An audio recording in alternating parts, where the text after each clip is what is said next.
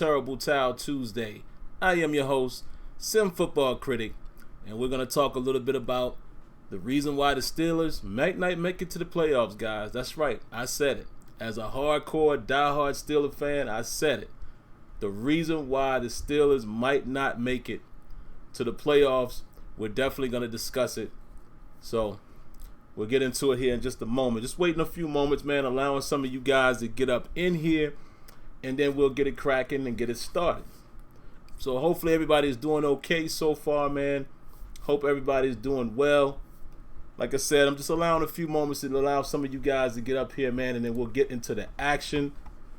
Excuse me, like we always do on Tuesday nights. We're definitely going to talk about, the current injury report, whatever that might be, and we'll also talk about, what we can expect, facing the Jets and things of that nature. And we're also going to do what we always do on Tuesday, and we're going to look at some film of the past game. So we'll definitely get into that, man. Like I said, give me a moment. I see a few of you guys are already in here, so just allowing you guys to pile in, and then we'll get started. But how's everybody doing tonight, man? I haven't asked you guys that in a while. Is everybody good? Everybody feeling good?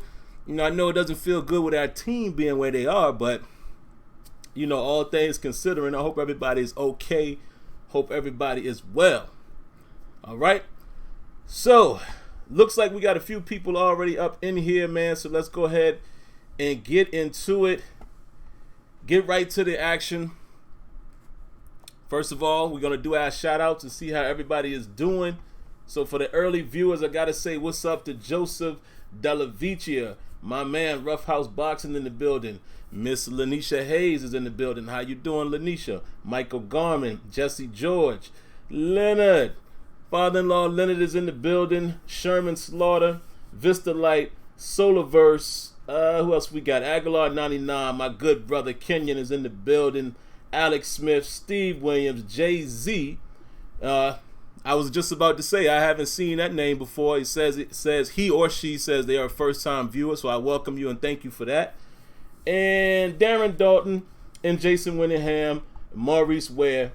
There you have it. All right, so I'm glad that you guys are up in here, guys and gals. I appreciate that.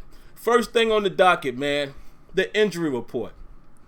Mike Tomlin said in his press conference today that no real information, no real updates.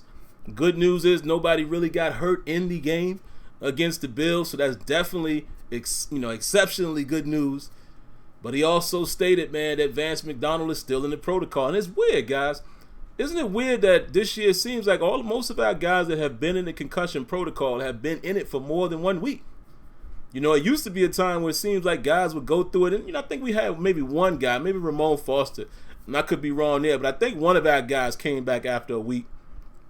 And it's safe to say we don't necessarily know how long the concussion left or kept Juju out. We don't necessarily know that, but it just seems like nowadays, man, this season in particular with the Steelers, most of these guys that have gone out in the protocol, it's cost them more than 1 week. So that's interesting. I don't know if that's, coincidence.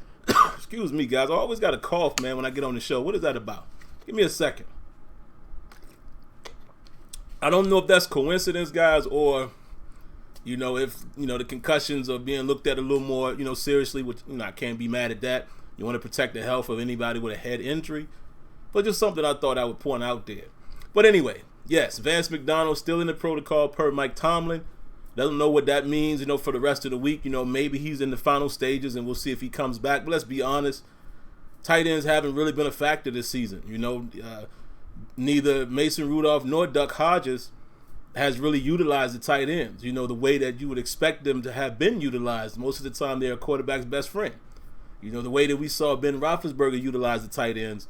Not really seeing that out of our quarterbacks this season, so I don't know what that really means. I know Vance helps out in the running game as far as blocking, but there you have it. But also, Juju Smith-Schuster. Tomlin did mention that, he's still a guy that's questionable going into this week. He did practice to some capacity last week, had a full day, but I believe he aggravated the knee. That was the report, is that it was aggravated.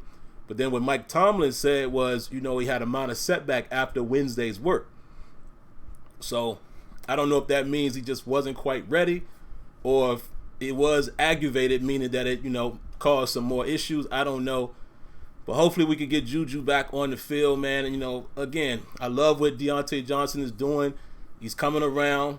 I love what we're seeing out of James Washington. He's definitely came alive, in the last, say, 6 games or so.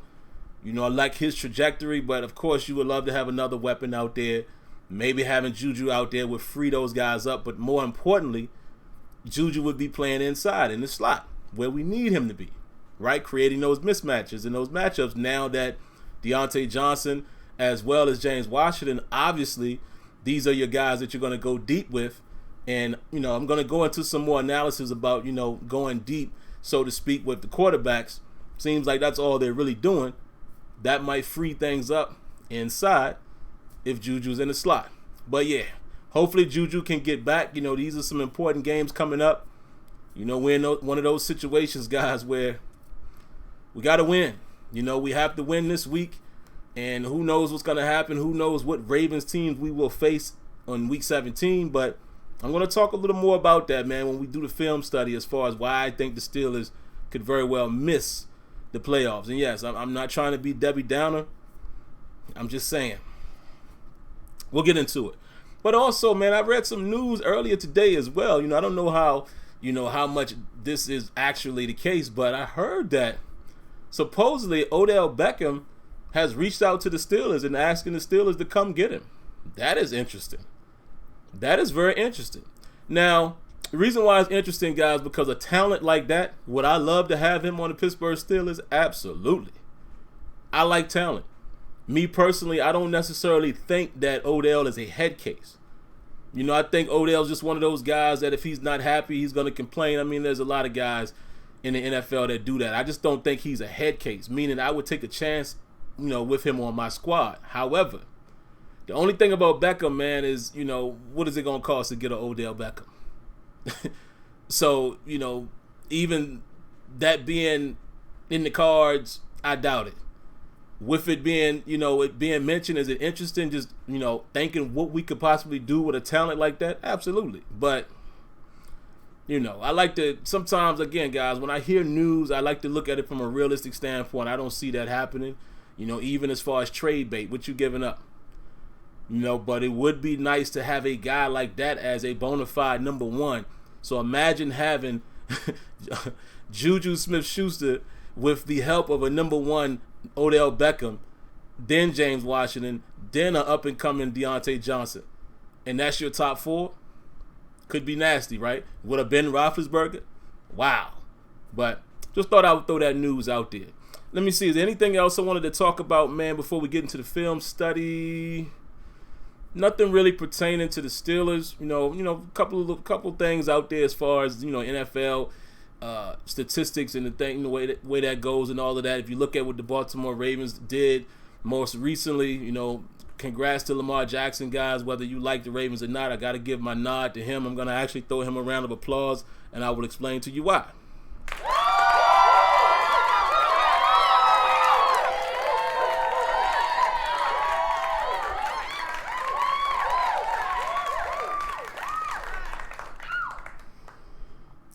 Got to give the round of applause, man, to Odell Beckham. Odell Beckham. I'm still thinking Beckham. I looked at somebody in the chat. Got to give a round of applause to Lamar Jackson, man. And here's the reason why. Like I've said on Twitter, I'm not a Ravens fan, clearly. I don't want to root for the Ravens. No, I never do. I don't want the Ravens to have more success than the Steelers. Absolutely not. Do I respect the Ravens and the brand of football they play? Yes, I do.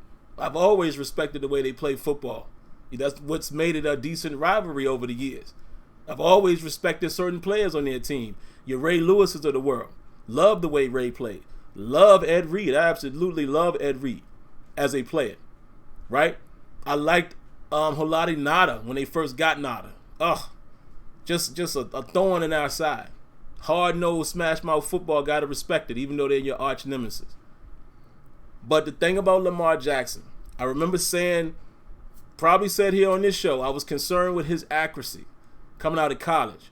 I wonder if it would translate into the NFL. He comes in his rookie season, everybody's talking about, you got to do is try to make him pass it. He can't beat you with his arm, which it kind of proved to be true. In the playoffs, they kind of fell short. But even before coming into the league, I remember all of these aficionados, right? And these professionals and, professional critics is what I like to call them. They're saying, they should just go ahead and draft this guy as a receiver. They didn't even want to give him a chance. What was that about? They didn't even want to give him a chance. Okay? Think about it. Even if you would expected him to be just like Michael Vick coming in, look at what Michael Vick did to the league when he first came in. Now, granted, they didn't win that often in Atlanta, but imagine having a guy that was Michael Vick capable with a Baltimore Ravens pedigree. That might be something. And look what it's materialized to be now. But like I said, I started this point by saying I'm always going to root for and support Lamar Jackson because I just didn't like how they were trying to cut this dude's legs off immediately and say he won't be a quarterback in the league and blah, blah, blah, blah, blah, blah. And now, all of a sudden, the dude done learned how to, pass efficiently. He does just enough. Pretty accurate as far as the shots he takes. Has a decent arm, a strong arm. Now look at him. He's on top of the world. And some people might think what they're doing is gimmicky and, maybe teams will adjust to it. Maybe they will. But like I said, as a person, I'm going to always root for that guy to have success. I just don't want them to have too much success against the Steelers. So there you have it. That's my little thought process right there. So let's go ahead and get into the film study, man. Let's go ahead and might as well get right into that, right? Let's do it. So you guys know how I do, man. I like to do it off the cuff so you guys can experience it when I'm experiencing it. Have I looked at some of the plays already? Yes, of course I have. But I haven't fully diagnosed them, to the umpteenth power, if you will. And let me also say this, guys, before we even get into the plays. And if you guys are seeing a full screen, of the game pass right there, you can see me right in the top corner. I'm right up here. Let me say this. A lot of times, and I shouldn't even address it, but I'm open and fair and open and honest with you guys all the time. Sometimes you guys get real critical when it comes to like the film study and all of that. It's like you're trying to nitpick everything. Let me explain something to you. I am not a professional football coach.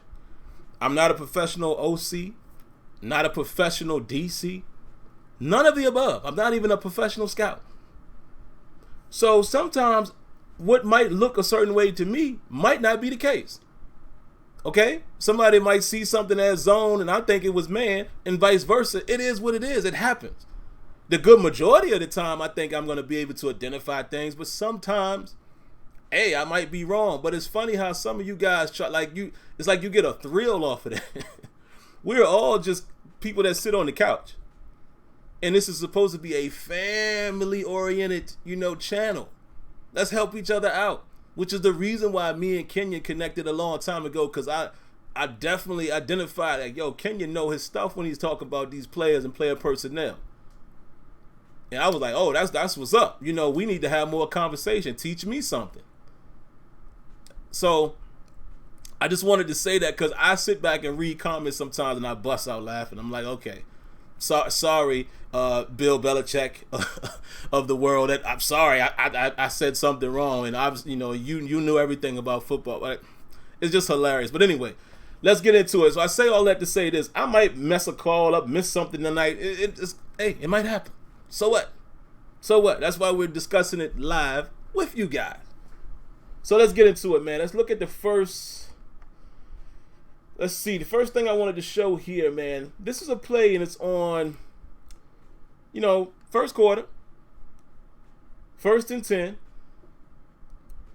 I want to show you guys the value of Minkah Fitzpatrick right there.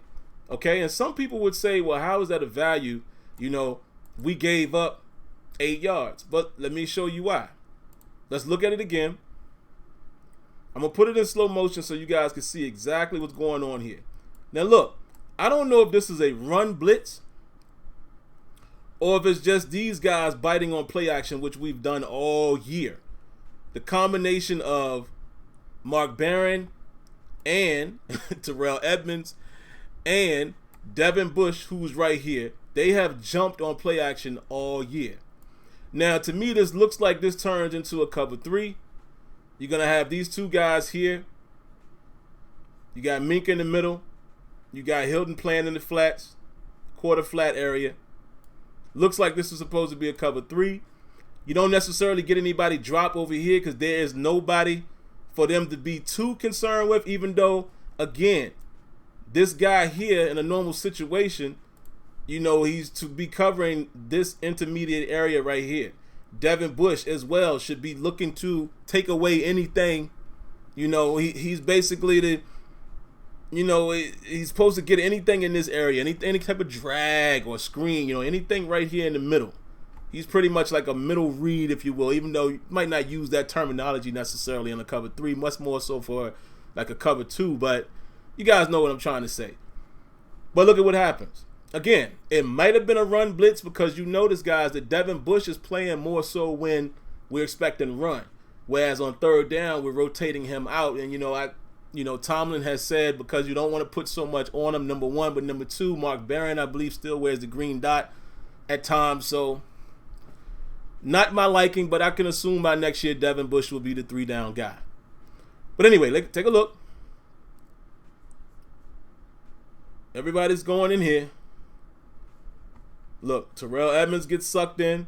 And Terrell Edmonds does this a lot. He hesitates, and then he just goes after the quarterback instead of trying to get back in coverage. But it is what it is. But look at Minkah. Doing what he's supposed to do. Reads this perfectly. Look. Jumps it. Before the ball is even thrown out. So he's able to be in position to limit this to just an 8-yard. Just an 8-yard gain. Because if not, this dude has room to run. That's Brown. If he can catch it on the run and go upfield, he might outrun these guys. Very valuable piece of information right there, man, just to let you guys know when it doesn't always show up on the stat sheet, because I hear people sometimes, we got so used to Minkah making all these interceptions and recovering all these fumbles, and I've heard people say in the games that you don't hear his name, hey, man, where's Minkah doing? He's quiet. No, he's playing safety. And playing it well. Later on in that drive, 3rd and 5, which it should have been a 3rd and 10, but there was an offsides penalty, encroachment on T.J. Watt. I was about to say P.J. Watt. I don't know where that came from. But take a look at this. This was great defense, and look who's out there. Usually when we expect that it's going to be a pass, we have this guy here, Cam Sutton. We're going to start seeing a whole lot more out of him, and I'm talking like next season. Cam Sutton has done a great job this year for the most part when he's been in coverage.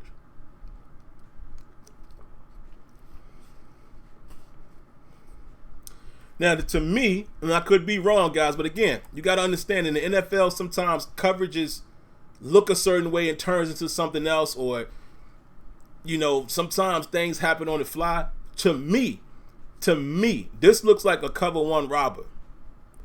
Because you're going to get the strong safety right here is going to rob the underneath, but everybody else is manned up, 1 deep safety. That's what it looks like to me. Another thing that tips that off to me is that watch Mark Barron. He immediately runs out to his guy. Same thing with Mike Hilton, where he's lined up. He immediately plays his guy. But just take a look at the coverage. This was good defense by the Pittsburgh Steelers. Which is the reason why I don't understand why we didn't run more man when we got in these situations. Instead, Keith Butler was doing a lot of drop zones. Just standard drops. I don't understand why he was doing that in certain, situations, but it is what it is. You don't make every play. Great defense right there. All right, so moving right along, man, and we're just looking at the first quarter right now. Let me get back to the first quarter. Let's go take a look at a few of these plays by one Duck Hodges. All right, 3rd and 8 on the Pittsburgh 34. We're going to give Duck a little bit of credit here. Let's see what happens here. Let's see what Duck is seeing. I try to show good and I try to show bad, guys. Y'all know how I do. I try to be an equal opportunist when it comes to feedback and criticism or whatever the case. So let's see what happens here. We're in the bunch. Got the solo tight end on the right side. Pocket kind of, gets muddled there in the middle. Duck does a good job, just stepping to his left. And even though I said this was a good thing, I still don't like what happened here. All right, so let's go back and look. let's look at the routes first. So we see Duck gets flushed. You know, they crowd in this middle. You know, they got a little game action right there. You know, with Tremaine Edmonds. He got a little delay, and he's going to work around. Well, no, he's not blitzing. He goes in coverage, but this guy works around. And Duck, you know, is trailing to the left, or drifting to the left, I guess you would say. But look at how he threw the ball. Luckily enough, Deontay Johnson is able to come up with this catch, but this is a dangerous throw. And why is it that both of these guys end up in the same spot? Great defense by the Bills, too. Look, nobody's open. There's really nobody open. Deontay Johnson able to find some room, and Duck trusted what he saw. You know, there's a little hole there, but this could have been very bad because there's two receivers in the same area, meaning there's two defenders over there. Deontay Johnson makes a heck of a play, but let's look at it from this angle.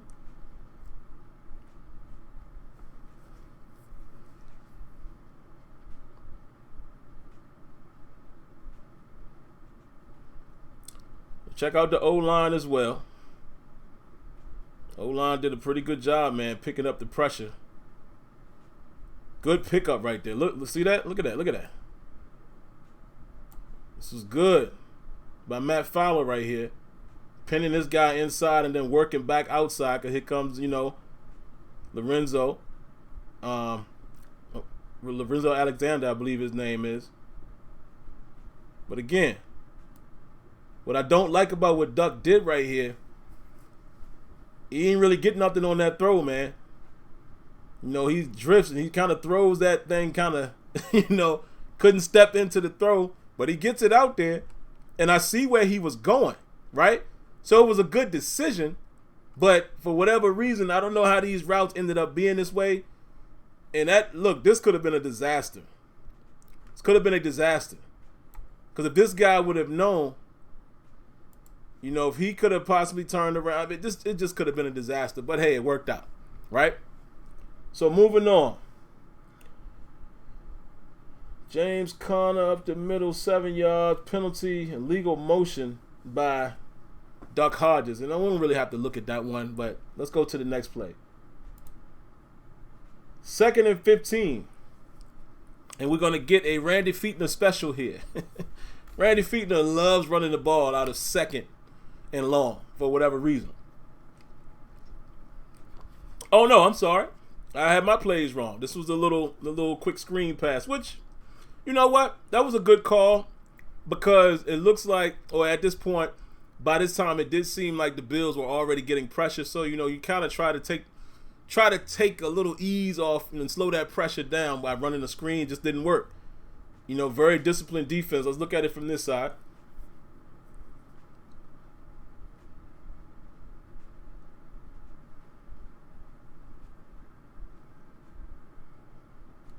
Swarming defense, man. Had nowhere to go.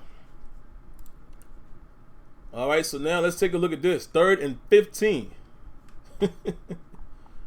3rd and 15. And again, this is on our first possession, folks. He tries to go to James Washington. And we all know the outcome. Let's look at it in slow motion. Let's take a look at the route combinations and such. All right, so James Washington. A little double move there. Discipline. Disciplined defenders, man. Look at this. Look at this. First of all, Tre'Davious White is giving him room, right? So Washington is not going to blow past him. Second of all, you got to be able to see this guy right here. So you already know you got to be perfect with this throw. So you're trying to fit this ball on the outside where two defenders are. I get it, Duck. But sometimes, again, guys, I don't play quarterback. And I know things happen in the heat of the moment. But sometimes you just got to take what you got, scan the field, you know, maybe hit Vance or whoever that is. That's not Vance. That's Vanette. Or it might even be Gentry. Go to your check down, live for another day. Because what I'm saying is You have to see this. Boom. You already see there's 2 defenders back there. So in my opinion, this is a bad decision. Again, you might not agree with me, but let's flip it around. To me, this is a bad decision. Let me show you how soon Duck had to see that guy. Look, right now, he's already, here's the thing. This is what I wanted to say that I forgot to talk about on Sunday. Look at this. I want y'all to see the pre-snap adjustment. Watch Duck.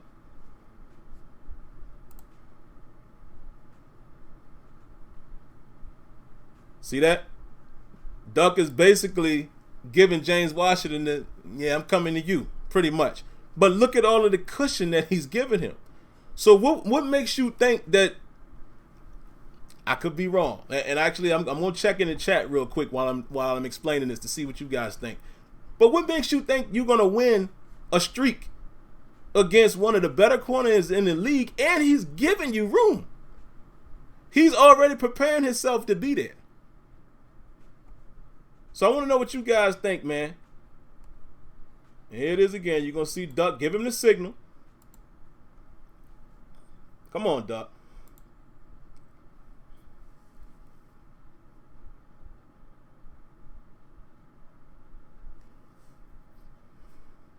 But take a look at it, guys.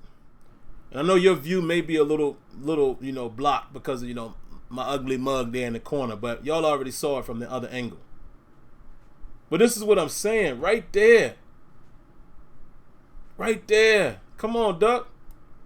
Right here. You already looking. You're already looking there, and you know that guy's back there. Think about this. Just remember it from the other angle. Right? He has to know that this, from jump, right here, he can see where Tre'Davious White is, and he can see where, I don't know who was back there. Was it Poyer? No, I think Poyer is 21. Maybe that's Micah Hyde. But look, you gotta see, look at this. Watch how it ends up.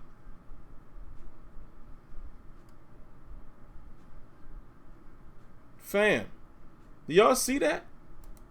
Let me go back and see what okay, y'all can see that. Do y'all see?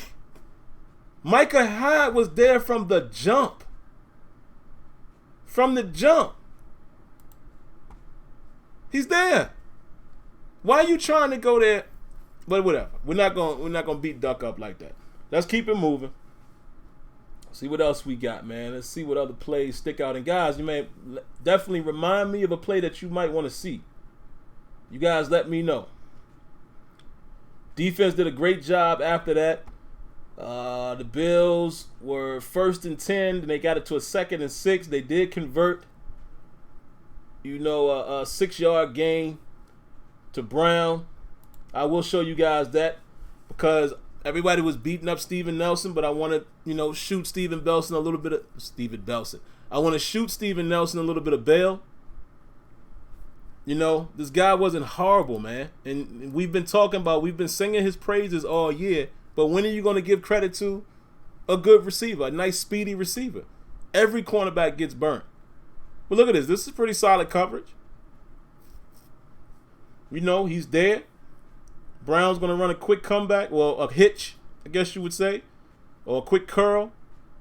The ball was thrown on the outside shoulder, but Brown, couldn't get much. Because the coverage was tight, forces that throw on the outside shoulder, and you're right there enough to tackle the catch. It's a 6-yard gain, but it is what it is. But more importantly, this is the problem that I have with our defense sometimes. I would like to see us get a little more physical when it's, just sometimes, especially on 3rd downs. Even though this was a 2nd and 6, we rarely see our corners press. And I don't know if maybe they don't have the comfort in these guys or they're not comfortable with them. I don't know. But you would think with having Minkah back there, he's a safety net. He can cover a lot of ground. So it should allow, in my opinion, again, I'm not a coach, but it should allow you to be a little more flexible and say, all right, well, we're going to press one side and we'll have Minkah, kind of cheat on that side just in case the guy gets beat. Minkah can cover over the top. But we're not physical off the line. Look, neither one of these guys. In the times that we do it, most of the time, if we do it at all, it's only one guy pressing. But even when we play tight, we're still in a man, trail or bail technique. I don't get it. All right, so after that, guys, it was 1st and 10. We got them to a 2nd and 8, got them to a 3rd and 4. Incomplete, they have to punt. So let's go back and see what else Duck Hodges had for us. Let's take a look at this one, 3rd and 10. And after that, we'll jump ahead, man. We'll get into the second quarter.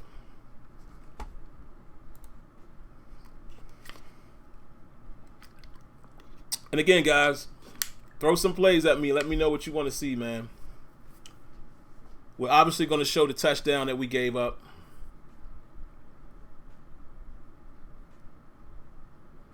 Once again, man, that pocket in the middle. Woo! See, this one we can't put on Duck. The offensive line wasn't great. They were not great against the Bills, man. Check it out.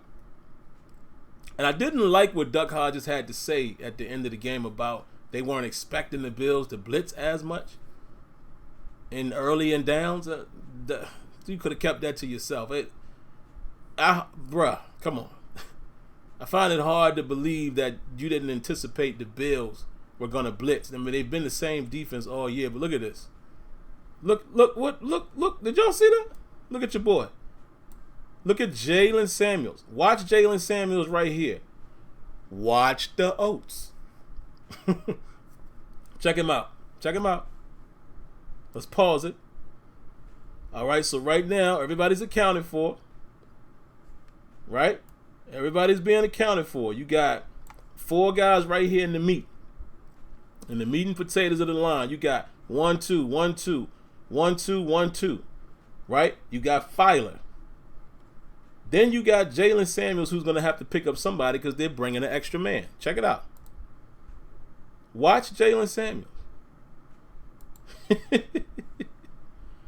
He's so focused on chipping Filer's guy. The outside guy, which I get it. That's who you're reading blitz. But again, you should be able to see this guy come. Like, how can you not see this? And again, I understand it's in the heat of the moment, but how do you not see this? This guy's coming free. Pick him up. He doesn't. And it makes it a much faster throw. And that's why you get 0 yards. 0 yards. But is this the play? There's another play I wanted to show you guys. Let me see if I can find it.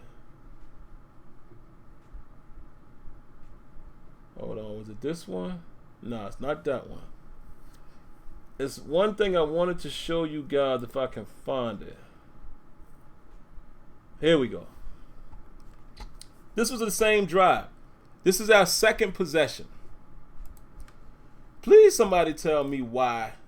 Why are we running empty sets so much? Particularly with a young quarterback. Why are we doing that? What's happening with that? I don't understand it. So let's see what actually happened on this play. Just for giggles. Let's see what actually happened.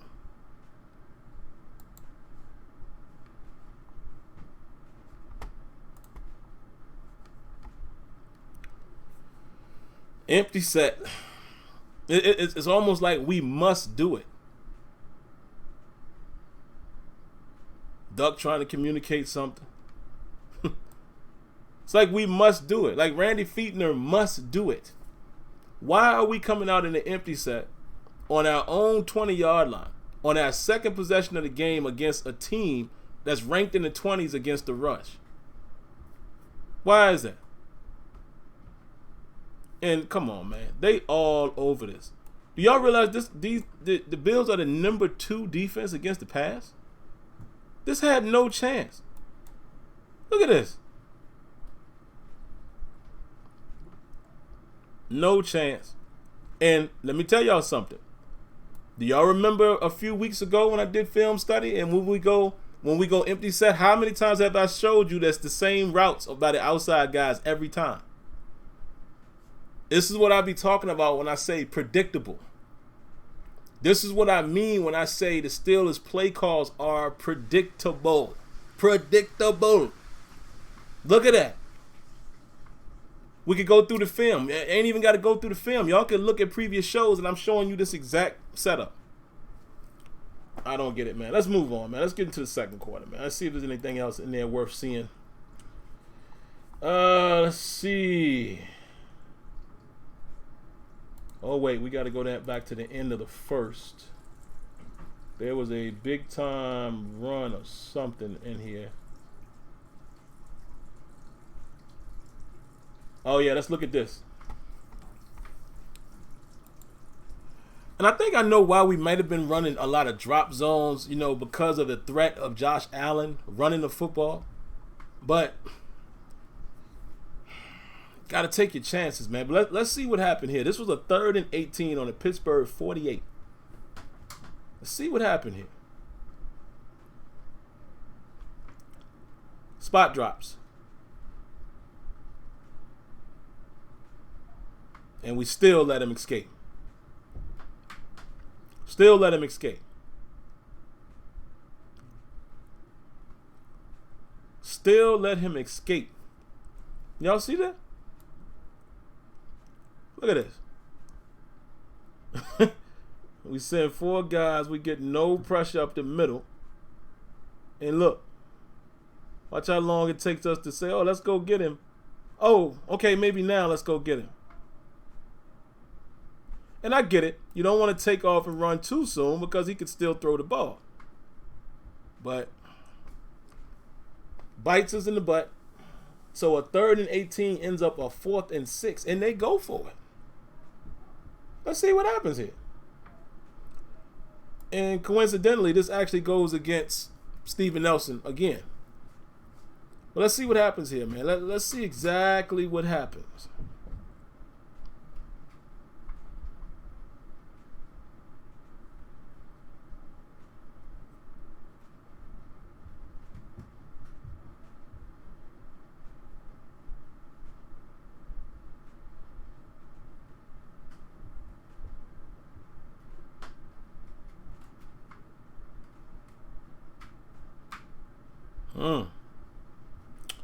Steven Nelson. That was a tricky route right there by John Brown. Let's see it again. Steven Nelson is playing to the inside.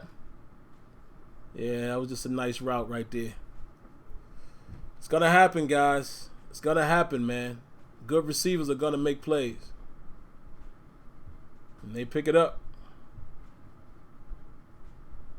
Unfortunately, they pick it up. And that was huge because then it led to the touchdown. It led to the touchdown right after that. Josh Allen was able to get the touchdown as we go into the second quarter. There's no need to show that. But it led to that touchdown, man. So let's move on, man. Let's see what else is there worth seeing here. Let's look at this one. 1st and 10 at the Buffalo 38.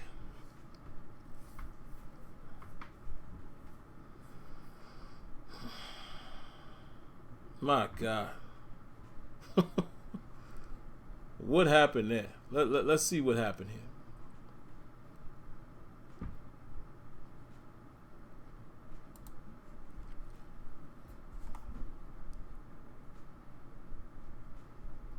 Your boy Pouncey.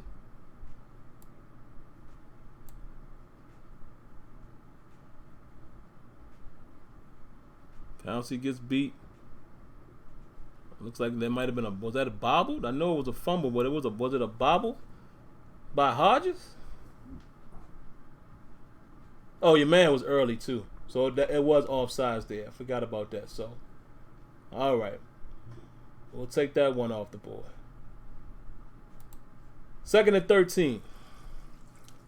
The score is now, let's go back and see the score, 7-0. 2nd and 13. At the Buffalo 31. This is going to be a deep shot to James Washington. Let's see why it didn't work.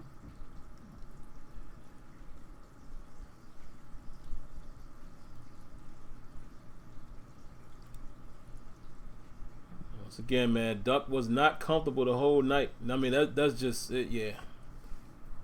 That's just O-line right there, not giving him a chance. So let's take a look at it.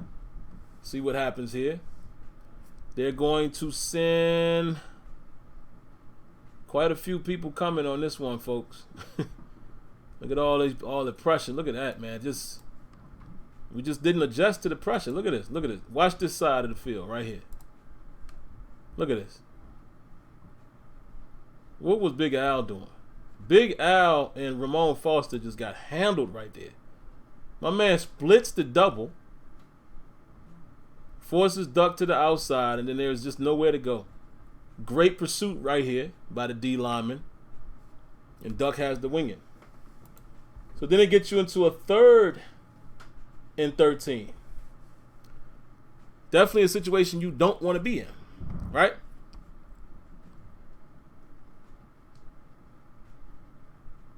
Once again, let me ask you guys again, why is Duck going there? Take a look. Why are you going to James Washington? Your man, he's already creeping over there.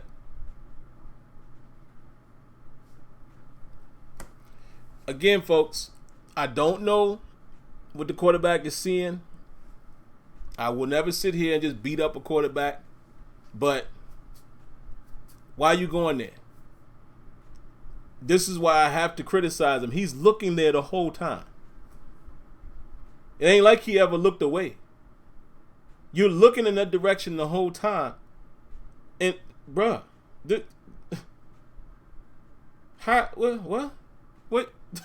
Can somebody tell me where you going with that? I don't know. Call me crazy, man. But where you going with that? All right, let's move on, man, because I've taken up too much of you guys' time here. Let's move on to. No need to look at our good plays. So let's look at some big games by the Bills. Let's see if we can find some big time games by those guys. Let's see here. Here we go. Take a look at this one. 3rd and 10 at the Buffalo 37.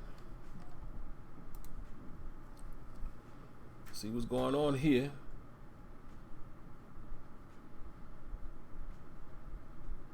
Man comes open, wide open. And why does it happen, guys? Again, spot drops. Keith Butler did a lot of this zone action on down and distance. Look, and I mean, it's right there. Nobody's there. The vacancy. And again, guys, when you're running zone like this, you know guys are gonna stay deep. That's just how it works. But here's the issue. On this side, we okay because we got Minka playing underneath, so he's gonna hold that, right? Quarterback ain't gonna take a chance going here because Minka's there. Joe Hayden is over the top. Joe Hayden is basically splitting these two guys. He's in perfect position. But on this side, nobody carries, right? The thing is, man, even when you in zone responsibility, you have to kind of recognize what's happening. You got to get a little more depth. But even outside of that, let's say you don't. Why is Edmonds so far back? Why is he going? Why is he drifting so far back? Your threat is right here. Close that space a little bit. You got to know where the stick's at, fam. And I get it. You don't want to get beat over the top, but bruh, look at this. How many yards is that? This is 10 right here. He's on the 49. Look at this. That's like 13 yards. Man. Hold on, guys. I'm going to tick you guys off once again. Hold on. I'm going to show you another debacle. Let me find it. And probably the worst play of the game, probably. which really did us in. 1st and 10 on the Buffalo 10-yard line. Then after that, man, I think I'm gonna get out of here, man. As far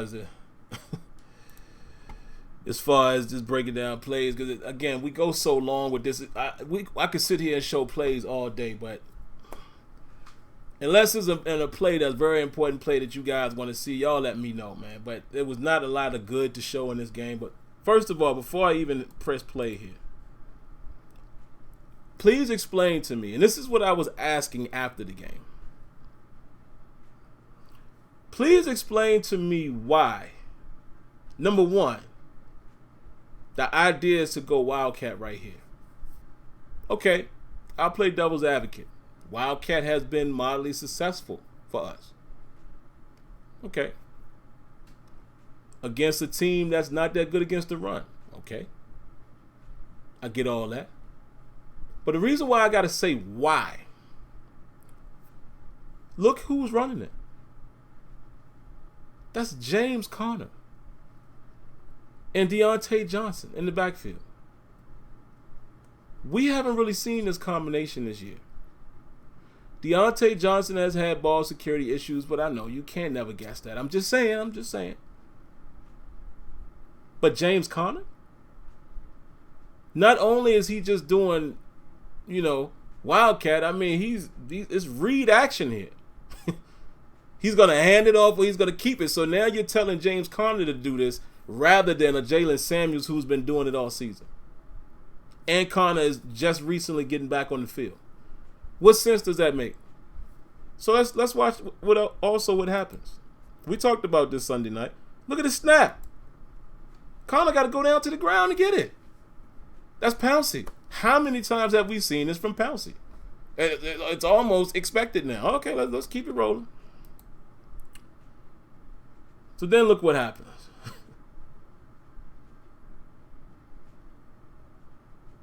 James Conner hands it off.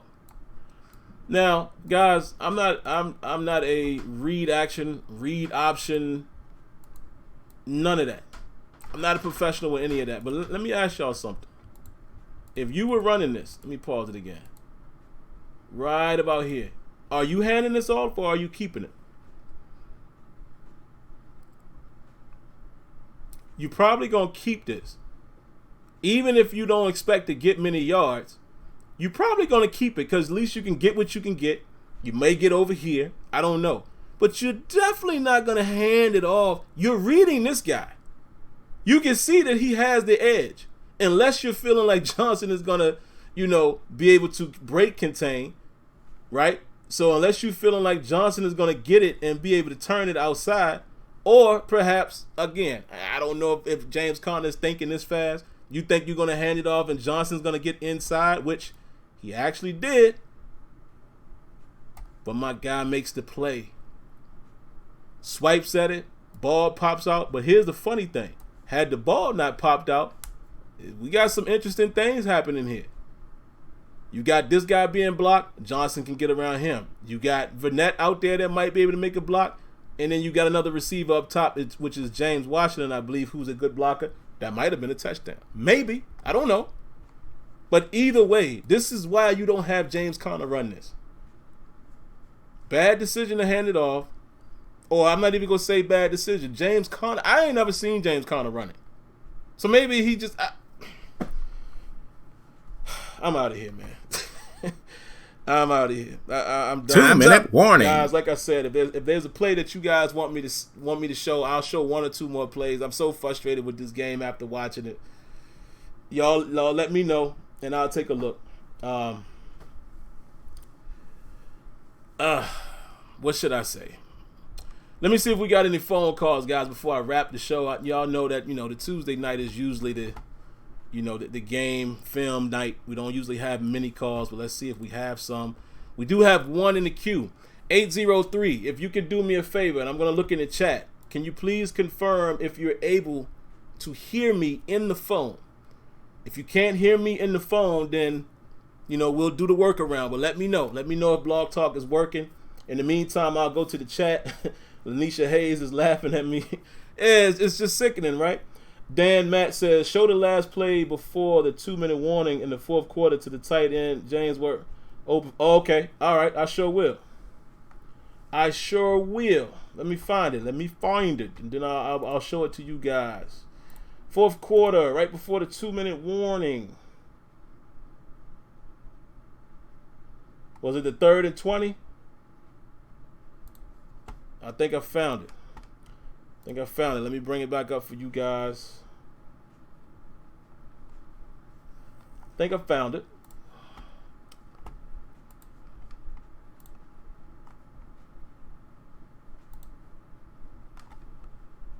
All right, let's slow it down. So what we got here? Kane, Washington, Vinette, Johnson, Connor. This is the 2-minute warning in the fourth quarter. 3rd and 20. Wow. Yeah. All right. So he checked it down. So wait a minute. Let's go back to the comment. Let me pause it. The comment was James Washington was open for a touchdown. Not so sure about that. Let's look at the play again. Let's see.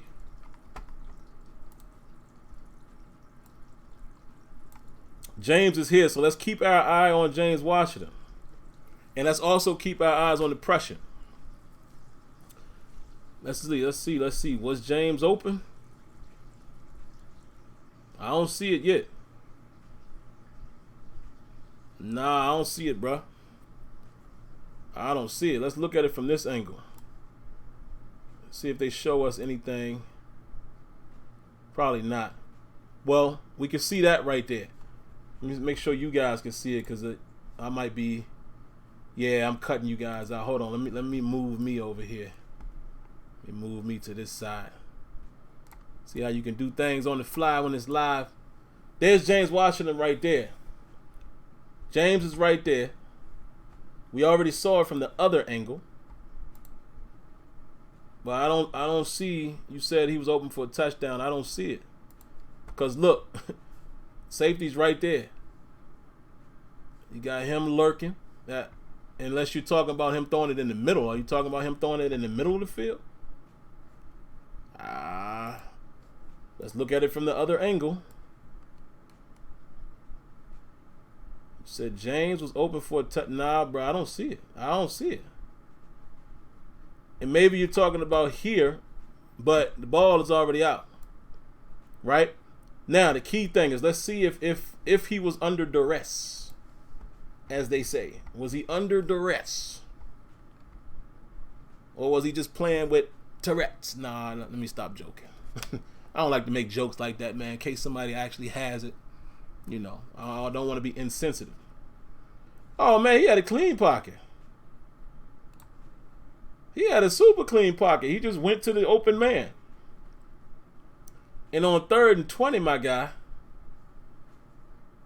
yeah, he might have been able to wait a little longer and hit somebody. So maybe that's what you're saying. Let's go back. Let me look at it one more time. Maybe that's what you're saying. Maybe you're saying this guy was open here.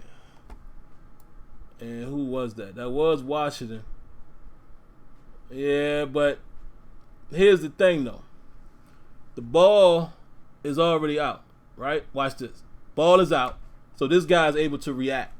So it's hard to say that Washington was going to come open. This guy's already reacting to the throw. He's coming up. There you have it. So I don't think anything was there. Just my opinion. Just my opinion, my guy. 2-minute warning. All right, again, real quick, man, before we wrap this thing up, I do see a call in the queue. I need you to confirm. Please confirm that you are able to hear me. I'm going to wait maybe 2 minutes. 931, which I know is Rough House. Rough House, let me know if you can hear me. 803, please do the same. Once I know you guys can hear me or not, I will take the call. And if you are unable to hear me in the phone, I will still take the call, but we'll have to do our workaround. You guys that are used to being at the show, y'all know what the workaround is. So if one of you guys can confirm that really quick, I'll read a few more comments. Let me get to the donation. First of all, thank you, BJ. He says, curious on your thoughts as to why the Steelers didn't sign a veteran quarterback early in the year. Too late now, but it feels like a missed chance with a strong team. Well, let me ask you a question. I'm serious question. Who would you prefer they have signed? I'm just asking. And the reason why I'm asking, before I get your answer, is because you got to see what you got in your third round draft pick in a Mason Rudolph. You got to see what you got. And by the time it got to the point where this guy was, giving us his worst effort against Cleveland, it's too late to sign somebody at that point. You bring Duck in. But that will probably be your answer. And if you're talking, early in the season, like when Ben was there, you don't think Ben's going to go down. And if you're talking after Ben went down in Seattle, again, you got to see what's going on with your third round pick. This is what you drafted him for. So I just think because you have to get an evaluation on this guy is the reason why they didn't go with a vet. And who would they have signed? Who do you prefer they should have signed? Just a honest question. Not trying to blame anything. I'm just curious to know who you think. All right, great. Let's go ahead and get to the calls, man, so we can get out of here. First and foremost, we're going to bring in who was waiting first. Keep it quick for me, fellas. First up, area 803. Then we'll grab 931, and then we'll be out of here. Area code 803. Thanks for calling. How you doing? Good, man. How you doing? How you doing?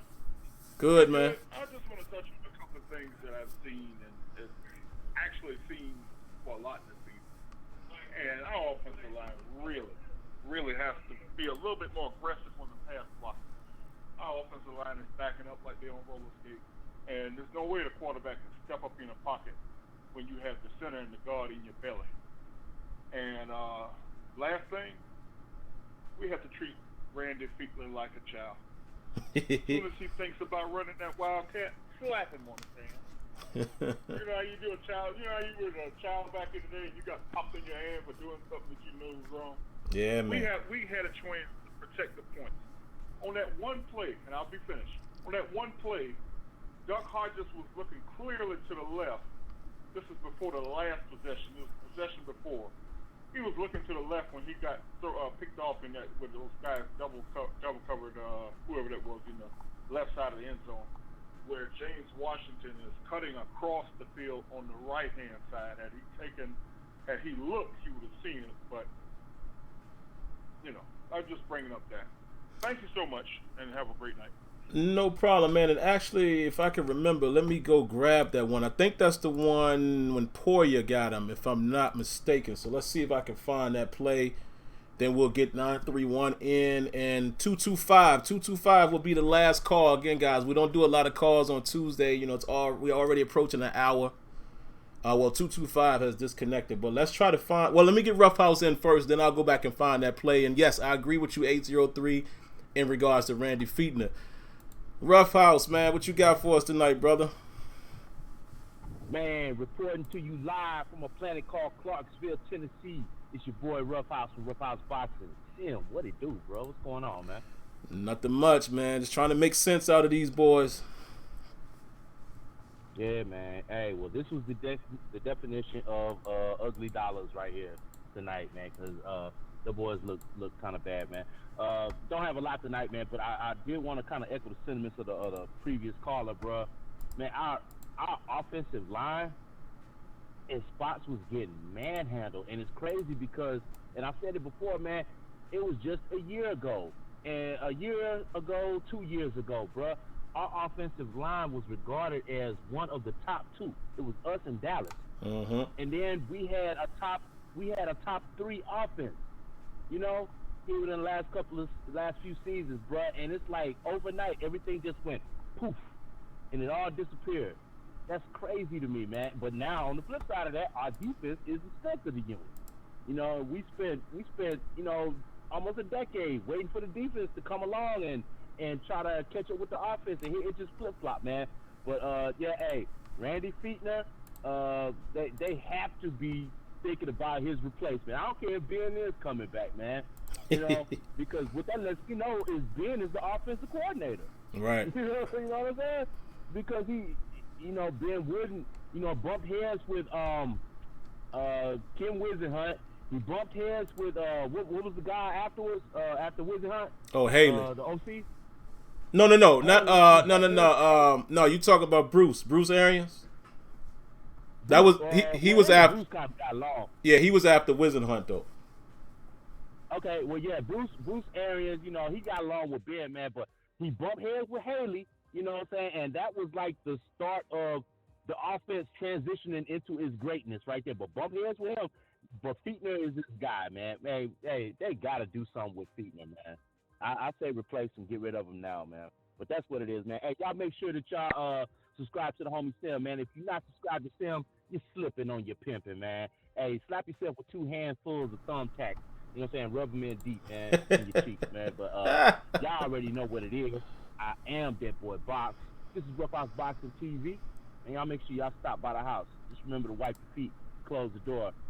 Terrence Crawford got a victory this weekend over, I can't pronounce the dude's last name, but the Mean Machine, man. It was tough, though. Bud. That's what's up. I'm out. Cheers. Man, Rough House Boxing, appreciate you coming through. And yeah, Bud Crawford got that win, but it was a little tougher fight than most would have had expected, man. But let me go ahead and take this last call. I agree with everything Rough House said, man. To echo what 803 said, the line play is just looking crazy. I know some people are going to think that it's because of Munchak. I don't think it's that much of a deal. I mean, listen, y'all know what to do. His understudy took over the job, so I can't put it all on the fact that he left. Now, could you say some of it? Of course, but I don't think that's all it. If you guys can recall the play that 803 was referring to, I can't seem to find it. If you guys have an idea of where it is, I will show that before I wrap up. Let's take this last call, area code 225. What you got for us? Yeah, Sim, the play he's talking about is the pick that he threw in the end zone to Poyer. The last one. In double coverage, I believe. Yeah. Oh, okay, on the last drive. All right, I thought he said it was late fourth quarter. All right. James Washington, he threw his hand up because Poyer, he was playing the deepest route, and he was coming wide open. If he would have had the ball for like 2 more seconds, he would have been wide open and we would have been going to overtime. Let me see. I'm trying to find it. So let me just make sure. It wasn't the very last play. It's the one before that? Yeah, whichever one that they got the pick on. The interception. All right, I'm going to see if I can find it. Yeah, because the very last one here was picked by Wallace. So y'all are talking about the Poyer one. All right, let me find that. But yeah, man, what you got for us? Anything else? Nah, that'll be all. All right, man. Appreciate you calling and giving me that info. So, guys, let's see if we can find that play. I have it up here. And instead of, doing my research without y'all seeing it, let me show y'all what I'm looking at. I believe this is the play right here, man. I believe this is the one. And I'm actually going to move myself down here to the bottom so I'm not in the view of anybody. There it is. There it is. There she bleed. There she be. There she blows. The coverage that goes. Would we have scored? Nobody knows. Oh my gosh. Yes. Yes. Wow. And it's funny, man. I don't know how I didn't remember that. Yowza. Don't know how I didn't remember that because I was screaming and yelling. I think me and Kenyon and Tony was texting that during the game. Yeah, that's it. Y'all want to see it again? All right, let's back it up. Back it on up. Let's put it in slow-mo. Appreciate it, 803 as well as 225, man. Keeping me on my toes and informing me where to find the play. But look at that, man. Look. But once again, and I believe this is the play that Alex Kazor also was referencing on the Terrible Podcast. Here's the thing. Let's look at it again in slow-mo here. And actually, I'm going to go frame for frame.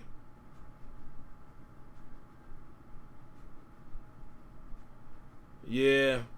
I was going to say maybe Duck rushed it. This is going to be quite the throw to make. Poyer might be able to still make a play, but you got to give yourself a chance. If you throw that thing back here, you at least get James in a one-on-one. And I think if Duck were to look to his right or look in the middle of the field, you know, he may be able to scramble out and just throw it out there. I don't know. But let's look at it from this angle. I want to see how much the pressure may have affected Duck.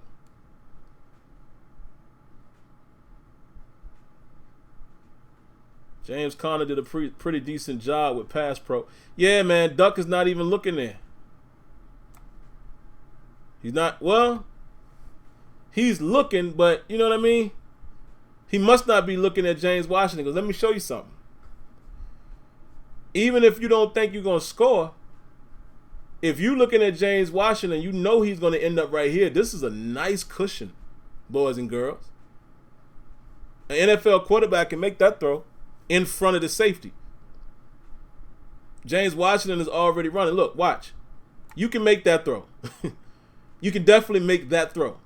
Look at the space. So my point is, even if you don't think that this is going to be a touchdown, had you been watching James Washington and reading his route, and again, guys, you know, I don't think none of us are blaming Duck. It's happening all in a split second. It's literally like that. But had you kind of paid more attention to your playmaker, you got a great chance right here to, you know, drop it in right in around this area, because James, obviously, he's running full speed. He's going to get there before him. He's going to get there before Poyer. But even if you wanted to get cute and try to throw it into the back of the end zone back in this area, maybe. But I definitely think that would have been a better opportunity. Instead, he goes to Kane, which I don't know. Well, we had been running this route too. We ran this route a lot in the game, trying to hit that double move. We've been running those. Woo! Look at this in fast motion. Look at Kane route running there. Ooh! Woo!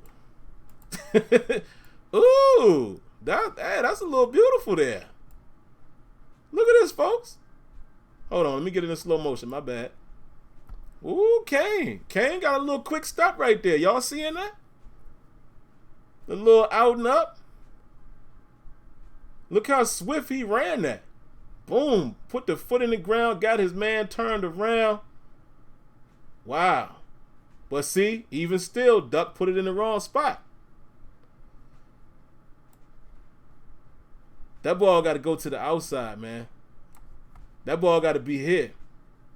That ball's got to be up there. Y'all see what I'm saying? I'm going to pause it. Step and up. Bam. Let the ball rip. But, you know, again, he's drifting. But if that ball is over here, might have had a chance at it. Because clearly, boom, he broke him. And see, again, for you guys that watch me when I give my feedback on Madden, this is what I'm talking about. In the real world, you can't change direction that fast. Look at this. Let me show it to you guys one more time in regular speed, then I promise I'm going to get out of here. Look at this route. And watch how fast he breaks him and how fast he becomes free. Boom. Got him. Ball thrown in the wrong spot. And there's an intercept. Look at Kane. The somersault. The sad somersault. Well, yeah, like we said, had Duck been looking more, kind of scanning the field, again, it's hard to say, man. You got pressure coming in your face. Kane did win the route, but you're not going to be able to make this throw across the body. It's just not going to happen, brother. You ain't going to be able to put it where it needs to be. You throw it way short as far as, and when I say short, I'm talking about short of where it needed to be. You threw it basically in the middle of the field. You threw it right to Poyer. For the most part. You know, you threw it right in this area where it needed to be over here, but what are you going to do, man? It is what it is. 2-minute warning. But yeah, guys, that's what I got. That's all I got for y'all tonight. I will stay here a few more minutes. Let's read a few comments and then we up out of here.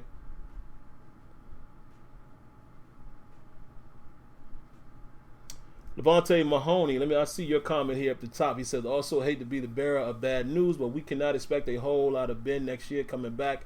The major injury in his late 30s, we should sign Foles or Keenum to be our backups. Interesting. Before I actually get all the way into the comments, I almost forgot what the title of the video is. An hour and 10 minutes later. But let me say this really quick. The reason why the Steelers might not make the playoffs, guys, is for a couple of reasons. I think I showed them in the film study. The Bills laid out exactly what you're going to have to do, or what you should do against Duck Hodges or Mason Rudolph for that matter. The Jets are very capable of running that exact same defense. They're very capable. Greg Williams as the coordinator, they're going to bring it. They're coming after us. We got a guy on the back end that is very dangerous, Jamal Adams. They're going to blitz. The Jets have a good defense. They have had a pretty good defense all year. They just haven't had no offense. They're kind of like the Pittsburgh Steelers in that regard. Their defense, I don't think, is as good as ours. I don't think they have been as good. But that's what we're dealing with. And by the way, the Jets, I believe, are like number 2 or 3 in the league against the run. So in a week where you play a Bills team that was ranked in the 20s against the run, we don't establish the run. Threw the ball double the amount of times that we, should have ran the ball. Now you're going to face a team like the Jets where you want to play clock control and all of that with a defense that's able to stop the run, and you don't want to drop back and throw it 38 times again with Duck Hodges. We're in some big trouble. It's on the road. Why would you not want to play spoiler if you are an NFL team still playing with 2 weeks left in the season? Why not? I don't have confidence in the offensive plan, let alone the talent at quarterback. And again, this is not a knock on Duck. A couple weeks ago, you guys accused me of being on the Duck bandwagon. I think I've been very consistent with Duck Hodges and Mason Rudolph throughout this season. Duck Hodges, I still think probably gives you the better chance because he will throw the ball down the field. He will take shots. But we also saw what happens when you play a nice, solid defense and when they bring the heat. So I'm just saying. I'm sure Greg Williams is studying that film. And even without studying the film, it's Greg Williams. You already know what he's going to bring. This ain't going to be no cakewalk. And I'm not comfortable that we can establish the run because I don't know if that's going to be a part of the plan, quite frankly. And if we don't win this game and then we head to Baltimore and if we're playing the starters, it's very possible, boys and girls, that we will end up 8-8. I'm just saying. Just saying. Got to be a realist about this situation. We need to get this game. And we need to hope that the Titans will lose to the Saints, number one. But number two, which I didn't really pay attention to the conference record. We can't really afford to lose the AFC games. We have 2 of them left. And I don't know how the tiebreaker goes if we end up with the same conference record as the Titans. I don't know if they end up getting the split. Did they be the team that we lost to? I don't know. So I don't even know if 9-7 will make it happen. Because I was under the impression at first that if we both ended up 9-7, we would still win, but I'm not sure now. Because we're only up a game against them and up 1 game as far as conference. So realistically, we need the Titans to lose the game, at least lose the game to Houston. But it'd be great if they lose both, because then I think maybe at 8-8 we still slide in there somehow. I don't know. But we just might not make the playoffs, guys. We just might not. Okay? And that's the reason why I think I've shown all the reasons here tonight why we might not make the playoffs. And like I said, man, expectations should have been off the board. To be 8-8 is an accomplishment for what this team has gone through. That is a huge accomplishment if that's how it turns out. But we shall see. All right, a few minutes for comments, man. Debbie, how you doing, Debbie? How you doing? She says, if they run the ball this week against them, when they haven't really established it all year, I'm going to be upset. Yeah, I think you talk about if Bell gets off, right? This Jets game is 50-50. I fully agree. Michael Gregg says, Steelers will get this conference record. I don't know, brother. I don't know. This is 2 AFC games we got back-to-back. Duck should be used playing against a top defense. He practiced against the Steelers defense every day. My goodness. Yeah, you would think. Joseph says, I'm going to be at the game, so I'm glad it will be meaningful because week 5, it didn't look like it would be. That, you know what?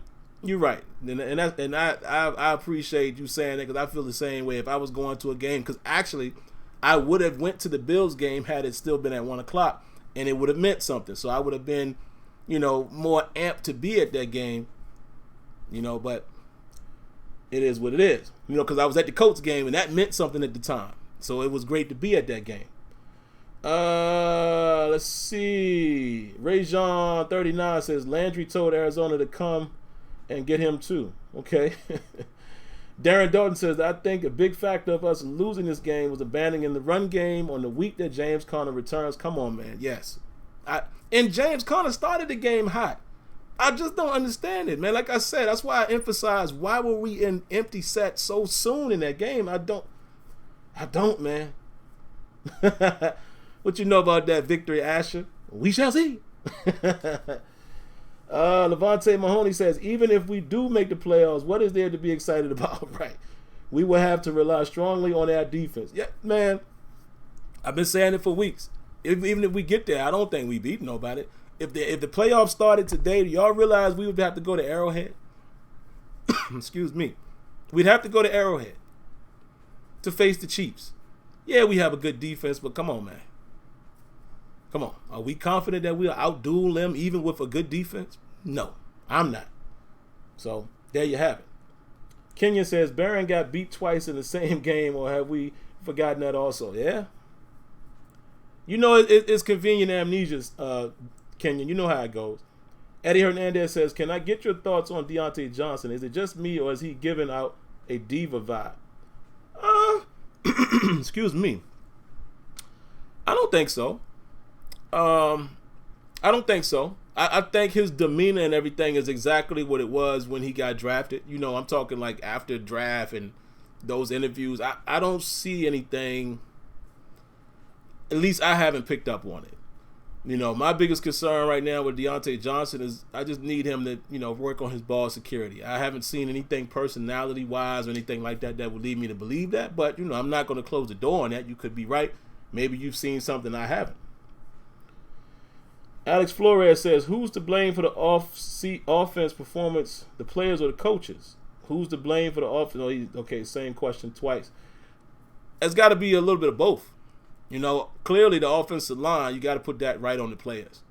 But execution and things like that also has to go on the players. But then play calling, clearly, man, listen, guys, there's no perfect play call. Even if a bad play call works, then you're like, no, yay. You know what I'm saying? But Randy Feetner, I just at least need to see, and let's give a shout out to John Lynn for the subscription.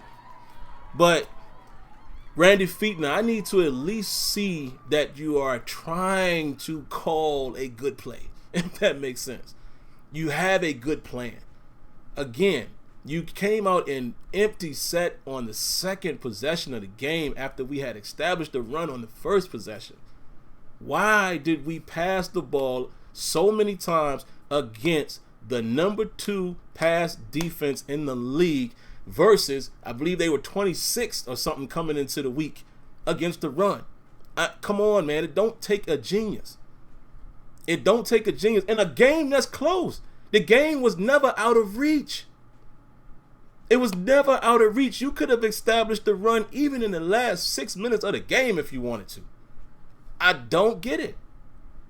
I don't get it. But all right, man, that's going to be it. We'll read one last one. Rochella Brooks. Minka, a second year 2 vet. What? Minka, a second year 2 yet teams don't target him. They do Edmonds. Okay. I think a few words are missing there, but I think I understand what you're saying. Listen, man, Edmonds is just not the playmaker. He's not Minka Fitzpatrick, and, we got to accept that. Maybe he will get better. As him and Minka play more together, we'll see. But it just is what it is when it comes to Edmonds. He's decent at what he does, but he's not too good at the things that we would like him to do, and that's coverage. But there you go. But all right, I'm going to get out of here, man. Way over time tonight, man. But, hey, it always goes over when we're doing film study. Hope you guys enjoyed the show. like always, what I need you guys to definitely do, I would like you to do all 3 of these if you haven't. Hit the like button. Hit subscribe. Cut on your notification. That's all I ask. Please do that. And if you have already subscribed, why don't you share the wealth? Tell somebody else. Tell a friend to tell a friend that we have a good time over here. Help me grow. Help me to help you. The more I grow, the more content and more time I can spend with you guys. All right? And outside of that, listen, y'all already know. I'm not going to promise it. But the reason why you need to cut your notifications on is because every now and then I have been able to do a pregame show, but I can't commit to that. The only commitments I can always guarantee is the Tuesday show and the postgame show. But keep an eye out. I may be able to do a pregame show, and I've definitely been considering you guys' ideas, saying that I should try to maybe we'll implement that next year, next season, where I can show the upcoming opponent, show some film on them. But then, like I said, that's a lot more time commitment, so I can't always commit to it, but maybe one day. But anyway, hope you guys have a great night. Hope you enjoyed. Listen, man, we're 8-6. We got an opportunity to still make it happen. We could end up 9-6 this weekend, and I think if we get this win against the Jets, then we have a good chance going into week 17, win or lose, to still make the playoffs. Just based off of scoreboard watching and things like that. But we shall see. At the end of the day, guys, let's put this in the right proper context. We should be proud that these Steelers are 8-6. And the very worst they could end up is 8-8. We should be proud of that, considering everything that happened with this team. With not only losing Ben Roethlisberger, but losing significant players throughout the season on offense, and Juju being out, and Connor, these guys, and going through 3 quarterbacks, and playing with essentially a 4th-string quarterback. Not to mention, the same year that all this happens, we lose a huge weapon in Antonio Brown. But there's room to be encouraged by looking at this defense that's being assembled right before our eyes. So just deal with it, all right? But outside of that, hope you guys have a great week. Stay cool. Well, stay warm, I should say, because it's very cold where I am. So stay warm and enjoy your week, man. I'll see you guys soon, and I thank you for tuning in to Terrible Towel Tuesday. God bless. Good night. Peace.